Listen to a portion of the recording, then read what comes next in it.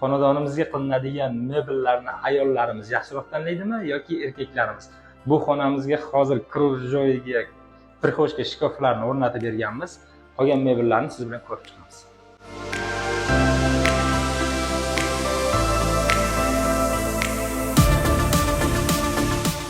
Bu xonadonimizni oshxona qismi. Oshxona bu joyimizda xolodilnik, bu joyimizda kir mashina. Oshxonada ishlatiladigan har qanaqa idishlar sig'ib ketishligi uchun bu joylarda polkalardan ko'proq foydalanganmiz.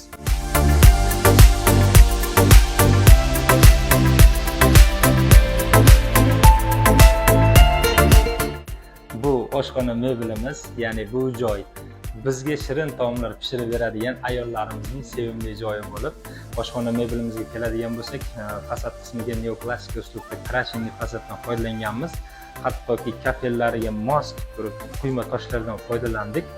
Bu joylarimizga oynani to'g'risiga mo'ykasini qo'yib berganmiz. Mo'ykasi ham quyma, ichida quyma toshdan bo'lgan, ichida bemalol mana zerikmaydi idishda qo'yib o'tgan paytida ham mana shu joyda bemalol ko'chani tomosha qilib idishlarni bemalol yuvaveradi. Hattoki bu joyda posudomoyka ham qo'yib berganmiz. Agarda sizga ham shunaqangi mebellar kerak bo'ladigan bo'lsa, direktdan xabar qoldiring yoki quyidagi nomerlarga bemalol murojaat qilishingiz mumkin.